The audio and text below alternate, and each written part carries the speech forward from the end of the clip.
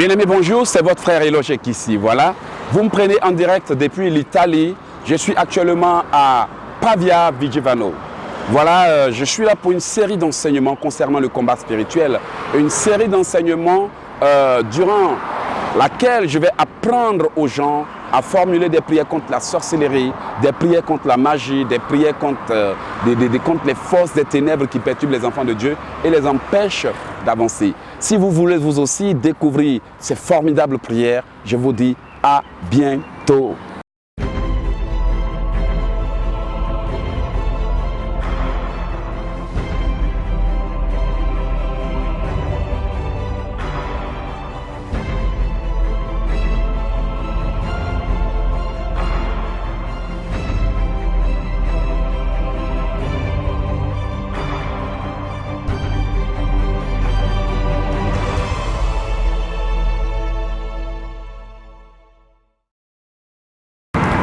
Voilà, comme je vous l'ai dit tout à l'heure, nous sommes là pour une série d'enseignements, de combats spirituels, de formulations, pour aider les enfants de Dieu qui souvent sont confrontés à des choses, à surmonter leurs obstacles. Comme je l'ai dit tout à l'heure dans l'introduction, nous sommes là pour une série de prières. Ne serait-ce pas une bonne chose de savoir prier? Ne serait-ce pas une bonne chose de savoir se protéger et défendre sa vie? Comme vous le savez, nous avons une seule vie. Et cette vie semble de temps à autre confrontée à des difficultés, des obstacles et des choses que nous seuls pouvons avoir la capacité à décrire. Et aujourd'hui, pour pouvoir vous aider, j'ai décidé de commencer cette petite série de prières dont le but est de vous apprendre à formuler les prières, vous apprendre à prier comme j'ai l'habitude de le faire. Vous voyez, bien-aimés, nous sommes tous des chrétiens, mais des chrétiens qui sont très souvent confrontés à des difficultés. Des chrétiens qui vivent des choses qu'ils ne peuvent pas expliquer ou des choses qui ne peuvent même pas s'expliquer. Je suis donc là pour vous aider à faire des prières de combat spirituel. Vous savez, la prière de combat spirituel et la prière prophétique sont deux choses différentes. La prière de supplication et la prière d'adoration sont des choses tout à fait différentes. Pourtant, il n'est pas rare de voir des gens qui sont à l'église, mais qui n'ont qu'une seule méthode de prière. Alors que la Bible nous dit, faites par l'Esprit toutes sortes de prières. Donc, si la Bible même fait allusion au fait que l'on doit faire, sous la direction de l'Esprit, toutes sortes de prières, cela sous-entend qu'il n'y a pas seulement qu'une seule prière.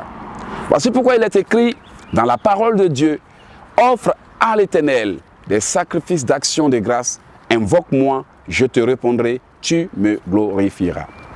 Il y a donc, durant nos combats spirituels, plusieurs stratégies de prière que nous pouvons utiliser, notamment des prières de combat spirituel qui sont différentes, c'est-à-dire dont on doit exécuter les mots, les phrases et les sujets différemment par rapport à une prière prophétique qui demanderait à la personne de prier tout à fait dans un autre état d'esprit, mais en gardant la foi et la détermination.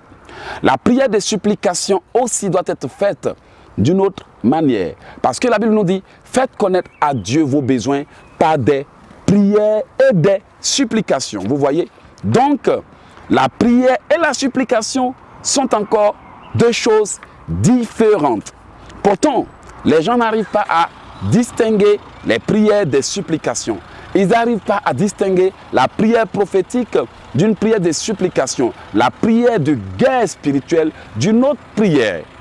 Pourtant, chaque situation que nous vivons, de la même manière dont un docteur adapte le médicament, le remède à la maladie, chaque situation que nous vivons a aussi un remède qui est peut-être la méthode de prière à utiliser pour remédier aux problèmes auxquels l'on est confronté.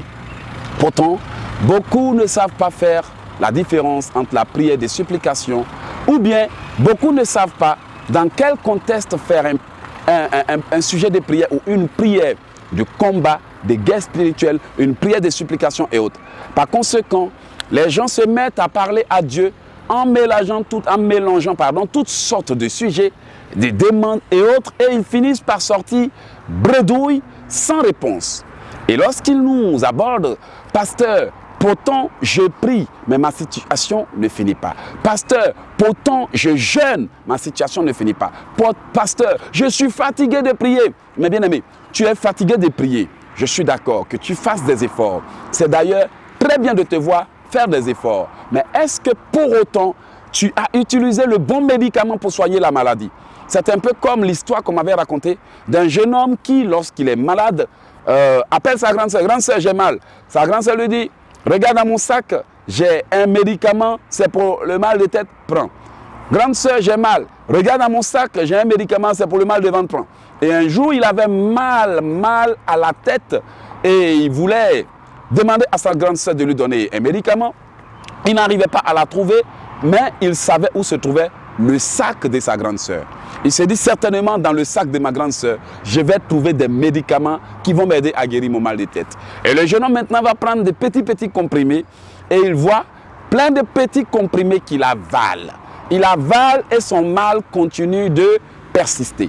Alors sa grande sœur arrive de sa balade, de sa promenade et il aborde et il dit, grande sœur, j'ai mal à la tête depuis matin, j'ai regardé dans ton sac, j'ai pris des médicaments comme d'habitude, mais le mal persiste. La grande sœur va aller maintenant vérifier dans son sac quel genre de médicaments son petit frère a pris. Et c'est là qu'elle s'est rendue compte que le petit a pris des pilules de femmes, là, vous voyez, les pilules, vous voyez, bon, je ne rentre pas dans les détails. Il a pris d'autres médicaments au lieu de ce qu'il doit prendre et son mal persistait. De la même façon, j'ai utilisé cette histoire pour illustrer le fait que beaucoup se jettent dans la prière sans direction, sans compréhension, sans apprentissage, sans une formation au préalable. Alors que Jésus-Christ, la première des choses qu'il a faites à ses disciples, c'est de leur apprendre à prier. Et le Notre Père qui est aux cieux, qui leur a appris, n'est rien qu'un seul modèle de prière, d'introduction. Et beaucoup croient qu'il faut réciter Notre Père qui est aux cieux quand on a mal à la tête, Notre Père qui est aux cieux quand on a mal au ventre, Notre Père qui est aux cieux. Et ils sont là, depuis des années, en train d'être confrontés à des difficultés de tout genre, de toutes sortes de difficultés. Et là maintenant, quand ils vont au devant de Dieu, mais Seigneur, pourquoi je prie mais ma situation ne se règle pas? Pourquoi je prie mais je ne trouve pas un mari? Pourquoi je prie mais je n'avance pas? Bien-aimé, je suis là te dire, il ne s'agit pas de dire j'ai pris des médicaments. Est-ce que les médicaments sont pour autant adaptés à ta situation? Tu ne vas pas me dire je prie alors que tes situations persistent. Voici une preuve concrète, une preuve palpable qui montre que ta prière n'est pas bonne. Tout comme Jésus-Christ nous le dirait, vous demandez, vous ne recevez pas parce que vous demandez mal. Donc, un homme peut prier, intercéder, combattre et autres, mais si sa situation n'a rien à voir avec le problème qu'il vit, il continuerait tout de même d'être confronté à des difficultés, des ennuis et des souffrances. Voici ce qui justifie le pourquoi beaucoup prient depuis des années, depuis des décennies, depuis des années et même des millénaires pour certains. Pour certaines familles qui sont toujours confrontées à des problèmes que maman a combattu, papa a combattu, les petits-enfants, les descendants sont en train de combattre le même problème. Et toujours le mal persiste parce que la prière n'a pas été bien adaptée. Alors, comment choisir la bonne méthode de prière? Si vous êtes intéressé par le comment choisir la bonne méthode de prière, je vous dis à tout de suite.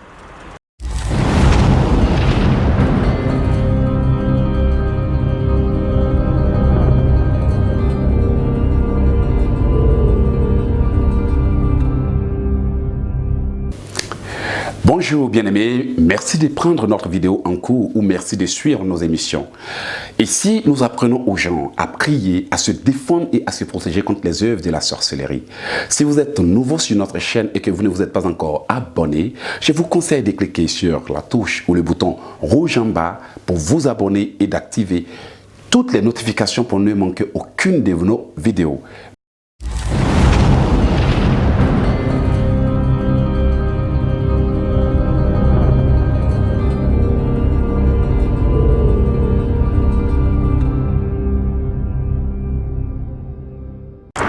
Bien, comme je vous l'ai dit, j'ai enseigné sur les prières et sur le fait que beaucoup font des choix de prières, mais qui ne sont pas adaptés à la situation qu'ils vivent. Maintenant, nous sommes arrivés au comment choisir la bonne prière. Bien aimé, vous savez qu'un médecin ne peut pas vous prescrire des médicaments sans d'abord diagnostiquer le mal. sans avoir fait des analyses, des recherches pour comprendre exactement de quoi vous souffrez. Parce que parfois, vous pouvez être en train de souffrir de quelque chose alors que c'est une autre chose qui la génère. Voici pourquoi certains médecins soignent une maladie avant de se rendre compte qu'il y avait une autre maladie qui était à la source du mal. De la même façon, certains chrétiens ne prennent pas le temps d'analyser leur situation, comme quoi pour savoir de quoi je souffre ou bien quelle est la racine du problème. Comme nous les Africains, nous avons l'habitude de le dire, et d'ailleurs c'est tout le monde qui le dit, il n'y a pas de fumée sans feu. Et la Bible même nous dit que il n'y a pas de malédiction sans cause. Ce qui sous-entend que si vous êtes en train de souffrir, il y a certainement une cause. Dès lors, avant de vous engager à prier, il serait salutaire de chercher à comprendre de quoi vous souffrez. Est-ce qu'un membre de votre famille a déjà souffert de cela? Comment a-t-il fait pour y remédier? Est-il parvenu à s'en sortir? Voici pourquoi vous allez voir que les médecins, avant de commencer leur entretien avec vous, vous demanderont: est-ce qu'un membre de la famille a déjà souffert de la tuberculose? Si je me trompe, pardonnez-moi. Est-ce qu'un membre de la famille a déjà eu tel problème? Est-ce qu'un membre de la famille a déjà eu une dépression? Ou bien le paludisme ou je ne sais quelle maladie? Le but est de savoir si c'est un problème génétique ou héréditaire, de sorte à prescrire un médicament adapté. Donc, pour choisir la bonne prière, la première des choses à faire serait de vous interroger sur ce dont vous souffrez. C'est de poser des questions à Dieu, c'est d'analyser le déroulement de la situation, c'est de faire des recherches approfondies, de sorte que lorsque vous finissiez, vous puissiez adapter la bonne prière à ce que vous vivez. Maintenant, lorsque nous parlons de prière, il y a deux choses que vous ne devez pas oublier. Il y a ce qu'on appelle le sujet de prière et le point de prière. Le sujet de prière va englober toutes les situations dont vous souffrez. Mais le point de prière représente les mots que vous utilisez pour traiter le sujet. Vous voyez, par exemple, combattre le mari de nuit est un sujet de prière. Mais vous savez que le mari de nuit a plusieurs facettes, plusieurs façons d'agir. Et les sujets, les points de prière que vous allez utiliser pour combattre cette entité démoniaque, cette entité démoniaque, que vous allez utiliser pour combattre, représente les points de prière. Donc, vous devez apprendre à non seulement bien décortiquer vos sujets de prière, et aussi à bien élaborer vos points de prière pour pouvoir faire face à ce que vous vivez. Mais pour pouvoir connaître le sujet de prière, il serait d'abord important de comprendre de quoi vous souffrez. Ainsi, vous saurez que voici le sujet à traiter. J'ai un problème de mari de nuit, donc le combat que je dois mener du moins est un combat contre le mari de nuit. J'ai mal au ventre, j'ai été envoûté, donc le sujet veut dire briser les malédictions. Mais les mots que je vais utiliser, briser les malédictions, bien aimé, si tu te mets à prier en disant « je brise toutes les malédictions », bien aimé, c'est juste un sujet que tu es en train de traiter. Mais tu n'es pas en train de traiter les points de prière. Ça, c'est quelque chose de global et même d'un peu flou. Parce que quand il dit « je brise toutes les malédictions de famille », comment est-ce que la malédiction de famille a été placée? Comment est-ce que la malédiction de famille est entrée? Comment est-ce que la malédiction de célibat est entrée? En fait, c'est le comment que tu dois savoir avant de savoir le pourquoi. En fait, le pourquoi et le comment. Maintenant, cela va t'aider à savoir si la malédiction a été placée sur ta vie après avoir été formulée de cette façon. Ainsi, tu pourras défaire la malédiction. Défaire la malédiction en reprenant le cheminement. C'est un peu comme quelqu'un qui vient pour détacher quelqu'un qu'on a attaché et qui, au lieu de reprendre le cheminement, secoue la corde. Et au lieu maintenant de la détacher, cette personne resserre la corde. Voici comment certains, en priant, leurs problèmes s'augmentent plus parce qu'au lieu de retrouver le cheminement et de chasser l'esprit, ils sont tout le temps en train de secouer, d'aggraver les situations. Donc, après avoir découvert la situation, vous allez maintenant aller traiter avec sa cause, sa racine, c'est-à-dire ce qui l'engendre. Donc, pour briser une malédiction de famille, il faut des points de prière qui sont en lien avec ce qui a été fait pour que la malédiction de famille entre dans votre vie. Si par exemple, il y a un rituel qui a été fait, vous allez maintenant briser le rituel. Et la prière que vous allez formuler pour briser le rituel est le point de prière qui vous aidera à traiter la situation. Mais si vous prenez des sujets de prière en disant « je brise toute malédiction de célibat », ça c'est bon. Pour enseigner, on peut le faire. Pour montrer aux gens à formuler des prières, on peut le faire. Mais si vous voulez vraiment bien traiter des choses telles que les malédictions, les problèmes de famille, il serait très important que vous sachiez comment formuler la prière. Quand quelqu'un veut maudire une femme, il va dire clairement ce qu'il veut en disant « toi, parce que tu m'as fait ça, tu ne trouveras jamais un homme pour te marier. » Et qu'est-ce que cette femme doit faire? Elle doit dire « toute malédiction qui a été placée sur moi par X, Y ou Z, disant que parce que je lui ai fait ça, je ne trouverai jamais un homme pour me marier, je brise cette malédiction et je l'annule. » En fait, les prières de combat visent non seulement à détruire les œuvres de l'ennemi, mais aussi à défaire ce qui a été fait. Voici comment on prie pour faire une prière de combat. Maintenant, si vous voulez choisir votre situation, votre prière, vous devez savoir si votre situation a besoin de quoi? D'une repentance. Toutes les situations n'ont pas besoin de combat spirituel, d'intercession. Voici pourquoi la Bible dit « connaître à Dieu vos besoins par des prières et des supplications. »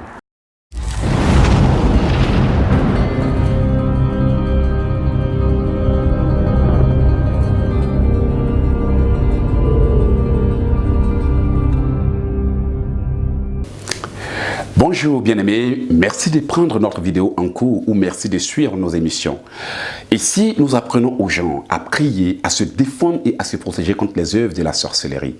Si vous êtes nouveau sur notre chaîne et que vous ne vous êtes pas encore abonné, je vous conseille de cliquer sur la touche ou le bouton rouge en bas pour vous abonner et d'activer toutes les notifications pour ne manquer aucune de nos vidéos.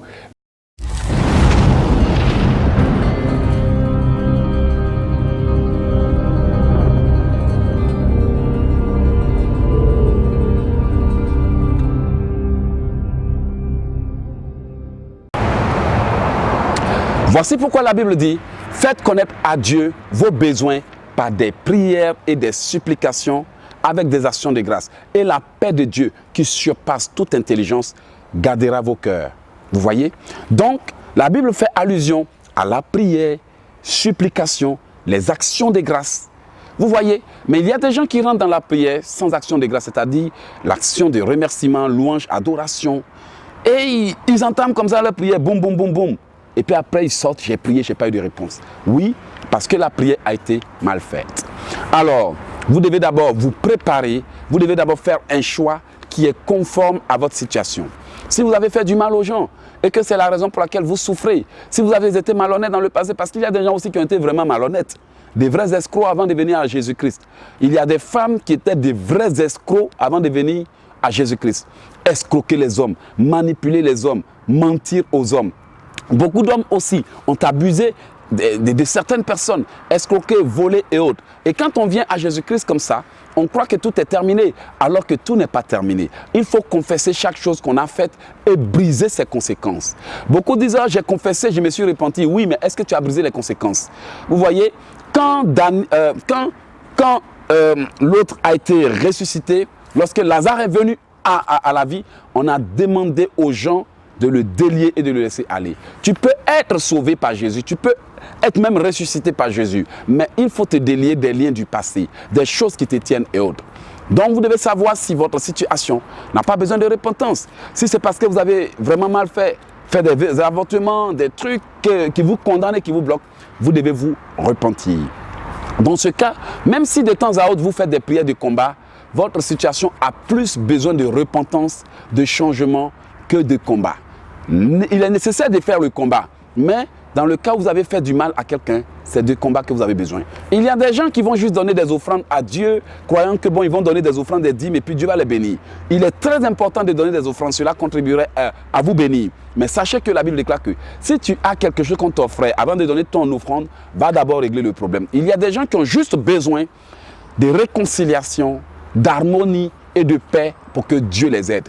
dans ce cas-là, ils n'ont pas besoin d'entrer dans les combats spirituels, même si de temps à autre ils doivent combattre pour préserver leur vie, ils doivent se réconcilier. Il y a donc des gens qui ont besoin de réconciliation, il y a des gens qui ne parlent pas à leurs parents, il y a des gens qui ont gardé rancune, ils ont juste besoin de libérer leur cœur. Maintenant, si vous êtes des personnes confrontées à des malédictions et autres, ou bien des gens qui veulent des bénédictions, il vous faut donc des prières prophétiques. Il vous faut donc des paroles, des déclarations pour inverser ce que l'ennemi a dit sur vous. Tel que je prophétise que toute personne qui a déclaré que voilà, je ne réussirai pas, je brise sa parole, je prophétise que sa parole est détruite au nom de Jésus. Je proclame maintenant que je réussirai dans tout ce que je ferai. Je prophétise que si, je prophétise que ça. Là, vous inversez les paroles. Maintenant, si vous êtes confronté à la sorcellerie, où votre vie est en danger, où vous êtes beaucoup attaqué, en ce moment, il vous faut faire référence à des prières de combat et pas n'importe quelle prière de combat.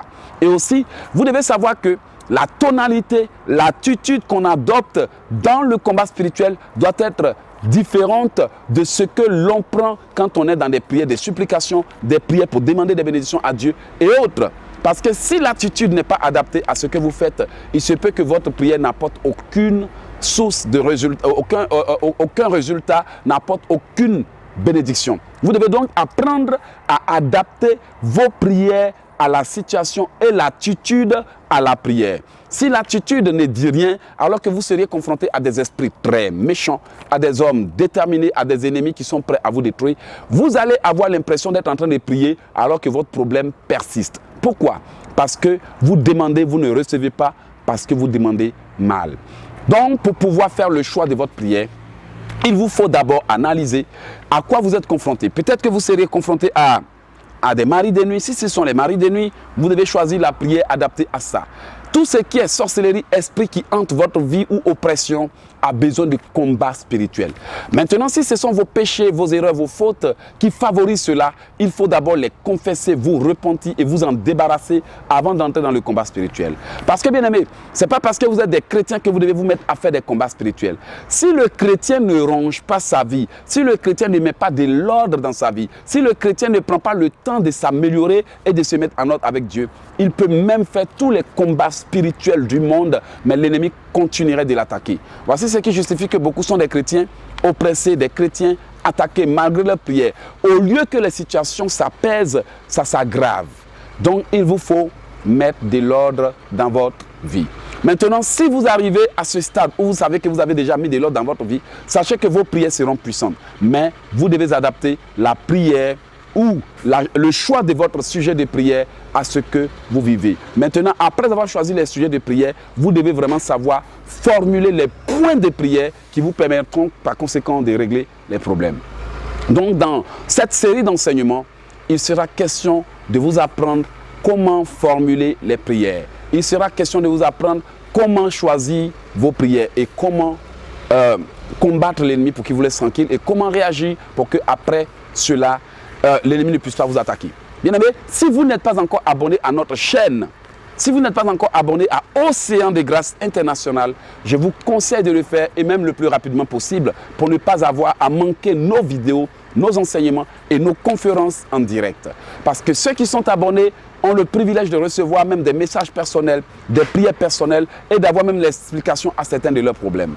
Bien aimé, si vous avez besoin de prier, ici à Océan de Grâce International avec l'évangéliste, écrivain et conférencier que je suis, on apprend aux gens à se défendre.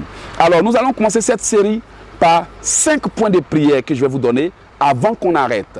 Et après, une autre séquence de prière vous sera donnée pour continuer l'enseignement. Alors bien aimé, nous commençons avec des prières de combat. Prières de combat pour détruire les œuvres de la sorcellerie. Si vous êtes prêts, on commence. Alors, on y va. Répétez après moi. Je brise tout rituel de la haute magie pratiqué contre moi dans le royaume des ténèbres pour me nuire. Au nom de Jésus.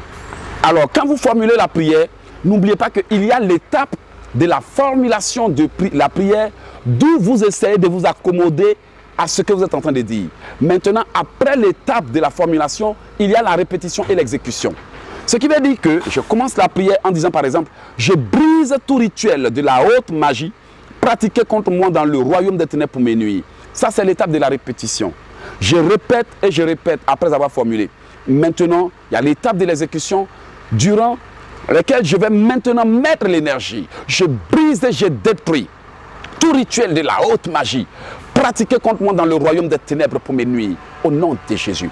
Je brise, je détruis et j'annule tout rituel de la haute magie pratiqué contre moi dans le royaume des ténèbres pour mes nuits. Maintenant, répétez avec moi. Je brise et j'annule tout rituel de la haute magie pratiqué contre moi dans le royaume des ténèbres pour mes nuits, au nom de Jésus.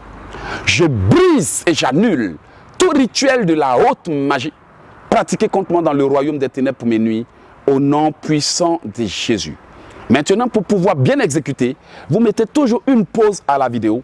Vous prenez au moins 5 à 10 minutes par point de prière et après, vous laissez continuer à la prochaine prière. Mais priez avec détermination, avec engouement et avec résolution.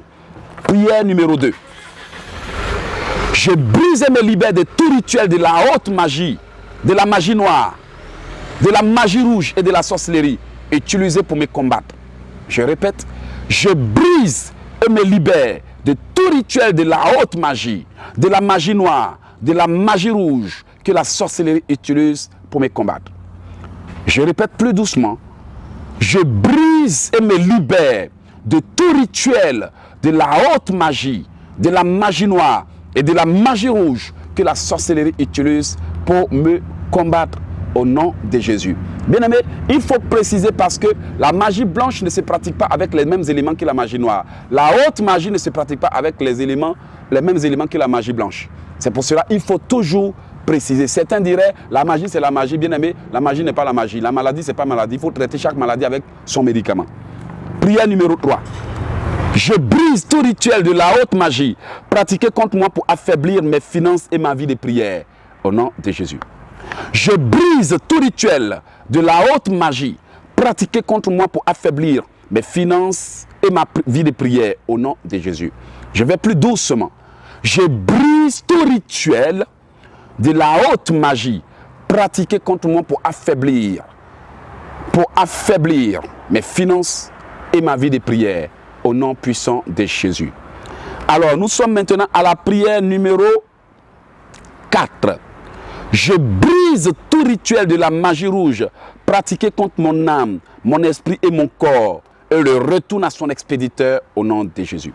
Je brise tout rituel de la magie rouge pratiqué contre mon âme, mon esprit et mon corps et le retourne à son expéditeur au nom de Jésus. Prière numéro 5. Que tout rituel qui a été fait contre moi avec le sang, le feu, le sable, soit brisé et annulé au nom de Jésus. Que tout rituel qui a été fait contre moi avec du sang, du feu et du sable soit brisé et annulé au nom de Jésus. Que tout rituel qui a été fait contre moi avec du sang, du feu et du sable soit brisé et annulé au nom puissant de Jésus-Christ. Vous avez remarqué que je précise en disant soit brisé et annulé parce que durant la prière, l'autorité est nécessaire. Et vous devez savoir que Christ nous a donné le pouvoir. Voici pourquoi la Bible déclare que Dieu lui a donné l'autorité. Nous avons reçu l'autorité. S'il n'y a pas d'exécution d'autorité durant la prière peut être faible et l'ennemi peut ne pas se soumettre à vous. Sans autorité, il n'y a pas de soumission. Voilà, c'est le début de notre série d'enseignements concernant les prières pour vous aider, pour vous enseigner et pour vous garder dans la sécurité. Si ce programme vous a vraiment plu, je vous conseille de le partager à quelqu'un que vous aimez, quelqu'un qui a besoin d'entendre ces mots, à vos parents, à vos frères, pourquoi pas à vos enfants. Bien aimé, si tout le monde est sous la protection divine maximale, vous aurez moins de problèmes à gérer et le temps de vivre votre vie. C'était l'évangéliste, écrivain, conférencier Eloge Kissi.